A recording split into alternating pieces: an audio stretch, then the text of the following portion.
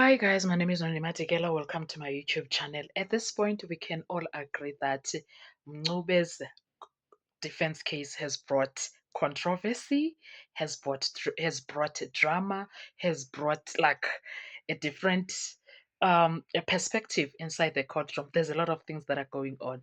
Let's do a quick recap on things that have happened that you are like, when it comes to the defense case of accused number three. Number one, for me, you guys will remind me what else has happened that you're like, my goodness, ukuhamba kukubona, because what do you mean?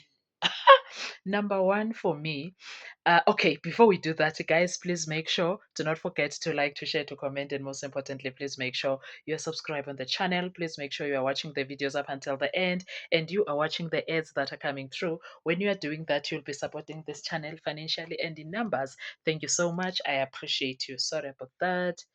Uh, my lips are dry. My lips are dry.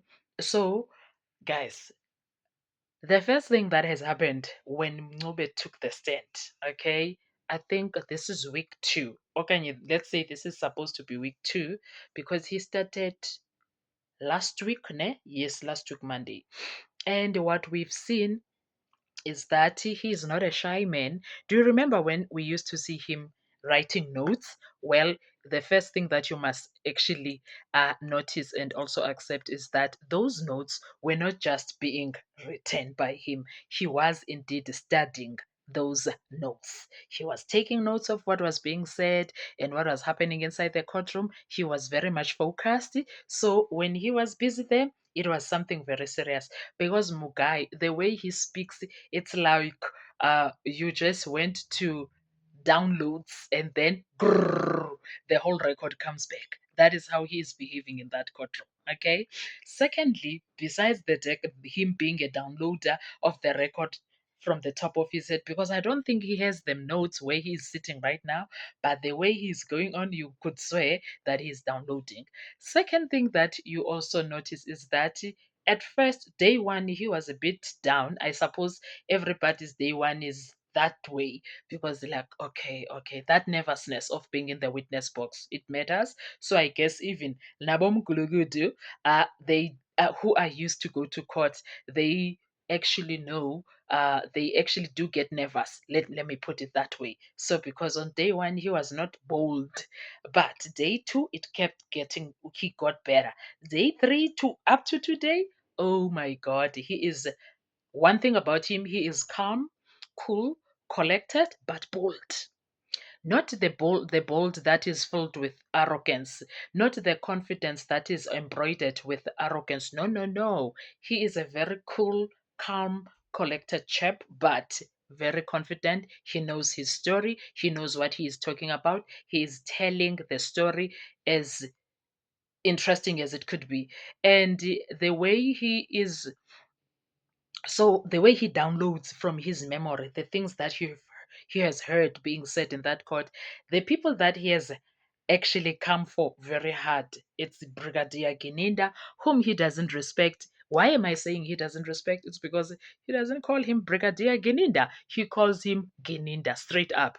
The reason I am definitely sure that he doesn't respect Gininda, because there is a time when he was supposed to say something about Advocate Baloyi. He said Ubabu Baloyi and then also said Advocate Baloyi. But Gininda, no, no, no. He doesn't respect him. He calls him with his surname basis. He don't care. And then there was a time that he was addressing Sibanda and something that he did in that court. Oh my God. He said Sibanda. Also Sibanda, I guess because of that shandies that he did there of changing pictures, he doesn't respect Sibanda. He called him, you remember when Sibanda changed pictures? Yes. He doesn't respect Sibanda. He said Sibanda straight up. And then those are the two people that I know he shows no respect for, because maybe he's like, people that are disrespectful, I don't have time for them. And Brigadier Genenda, he went as far as said he is an elderly person that lies. He is a liar. He called him a liar in that courtroom.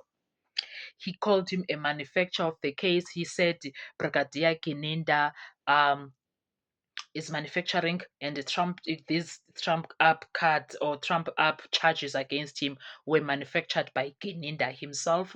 Geninda does not want to accept the people inside the house's version. He went ahead and go fetch him and put him into this case. And then the other person that he called a liar is Zungu.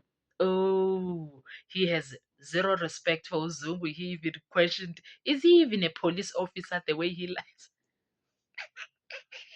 Is he even a police officer the way he lies? He came for Zungu like nobody's business. Okay, he came for Zungu. And the other person that he came for, do you know who? Do you know the other person that he came for? It is oh, he came for Zungu as a liar, called him a liar multiple times. Also said the way he lies is like he went to school for lying. The way he lies, he even said, is he even a police officer? Not that he is not a police officer. No, he knows he's a police officer. He says the way he lies, you would say he's not even that police officer. And then he also, hey, the other surprise that we got in that courtroom of Jadrata, like there's a lot of controversy and drama when it comes to that courtroom. Guess what is the other thing that was like, my goodness me, all these years, it's been 3 years and we've never seen such. Well, this third year, yes, it's 3 years for now. In fact, right now, uh, we are, I guess we are entering the fourth year. It's been 3 years now, full. Guess who appeared in that courtroom, whom we saw in that courtroom? The deceased mother with his sister, I suppose with her brother or something, but they were there. Last week we saw Mrs. Meiwa in that courtroom. Mrs. Meiwa was in that courtroom, and I don't know what is the game plan for bringing Mrs. Meiwa. There's a lot of things that are being said by the people out here, but there she was. She was there.